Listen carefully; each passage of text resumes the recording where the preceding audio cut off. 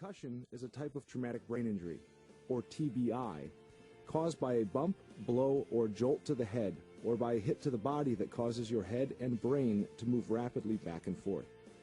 This sudden movement can literally cause the brain to bounce around or twist in the skull, stretching and damaging the brain cells and creating chemical changes in the brain. What you might not know is that these chemical changes make the brain more sensitive to any increased stress or injury until it fully recovers. You know, it's not something that is immediately obvious that you can't go on.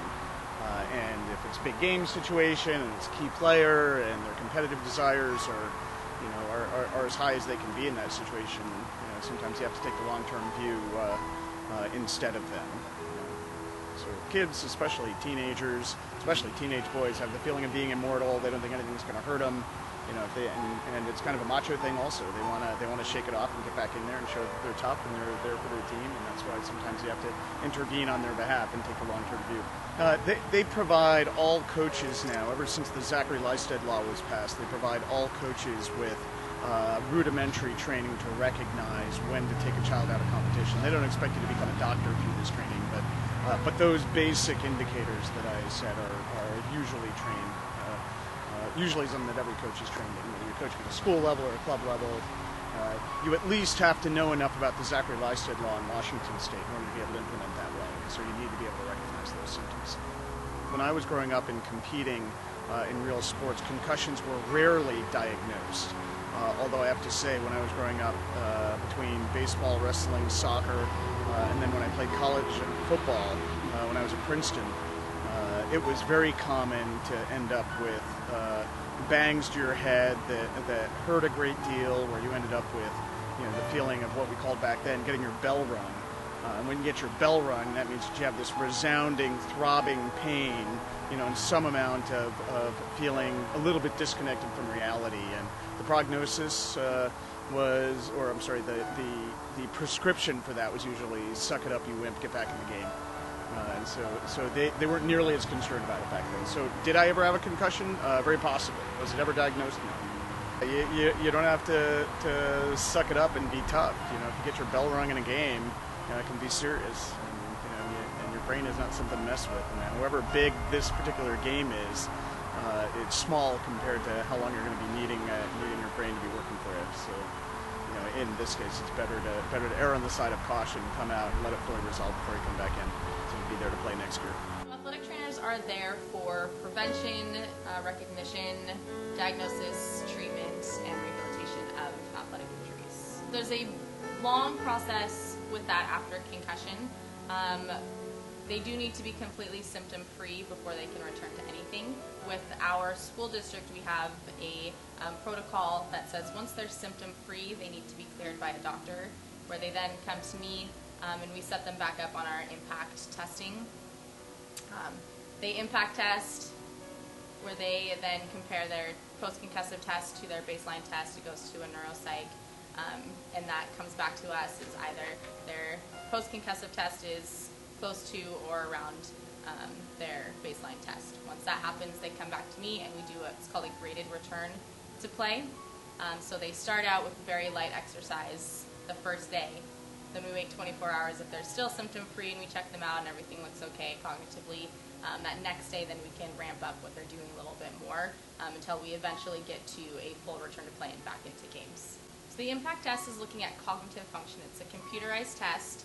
It's a bunch of little, almost like computer games, kind of like IQ tests, looking at memory, reaction time, speed, problem solving. And they take this test before starting a season, and once they take that test, they're then cleared to actually start the season. If during the season they get a concussion, then they come back after they're symptom-free. So they can't take it while they're still having symptoms. So once they're symptom-free, we think that they're able to go back in, because we can't look inside their brain and see cognitively if they're back to normal function. We set them back on the test. So they redo the test, symptom-free. Our neuropsychologist looks at it, and then says, yes, we're cleared to start progression, or we need to hold back. And the nice thing about this is it's only comparing that athlete to their own baseline and not to anyone else. So it's not compared to other athletes, it's just to themselves. I think the big thing would be don't be afraid of concussions, because we can get, if we treat them correctly, we can get return full cognitive function back.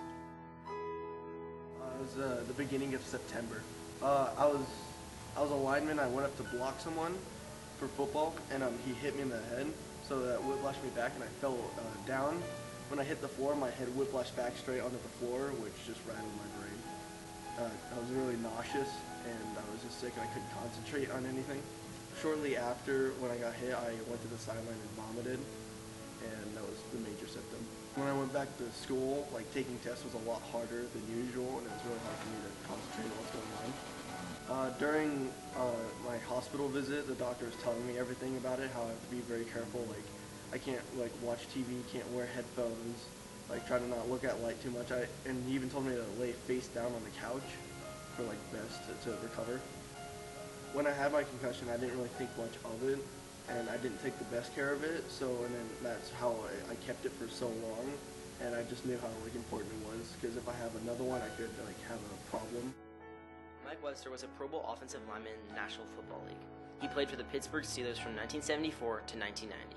In his career, he only missed 4 games while playing the most grueling position in the game, center. This position receives the most hits per game. These hits were the ultimate downfall of Mike Webster. The amount of hits that Mike sustained while playing football caused the development of chronic traumatic encephalopathy. This is a neurodegenerative disease that causes Alzheimer and dementia-like symptoms in the brain. These actions that Mike committed during his post-career life led to his death. After his death, it led to doctors exploring CTE more, and it helped them find out the link between consecutive hits to the head and the long-term effects. Since his death, new technologies and helmets are being created, such as the Vice's 01 helmet. This helmet distributes force between columns that buckle and reduce the amount of force on the brain.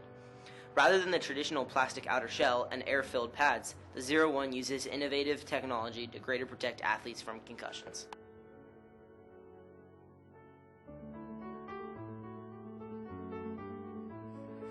I'm the Executive Director for the Brain Injury Alliance of Washington, and this is our 6th annual Walk, Run, and Roll for Thought. We do the Walk, Run, and Roll every year to help raise awareness and build community. Few folks know that brain injuries are the #1 cause of both death and disability for pretty much every age, especially young folks, 15 to 24. We also serve individuals who have had a stroke or an aneurysm when something's happened internally. So those are called acquired brain injuries. So there are a lot of stroke victims here, and I would say auto accidents are one of the largest groups. We really are the organization that helped to pass the first youth concussion law in the country.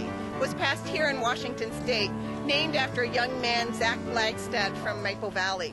Zach's actually here today with his family and continues to be an important part of the Brain Injury Alliance community.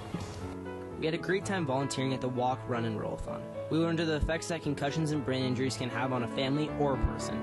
Being able to experience firsthand the struggles and what people go through with traumatic brain injuries at the Walk, Run, and Roll-a-thon was an influencing moment. This event helped form the way that we thought of brain injuries and concussions, and the way that they affect not only the victim, but the family as well. We are grateful for the opportunity to volunteer at the Walk, Roll, and Run. I want to thank the kids from Eastlake for coming here. I know it's across the river and from the plateau and a long drive, and you're making a difference by telling this story, because most folks didn't even realize that brain injuries occur so often and so many people are involved. But it's stories like this that'll help get the word out.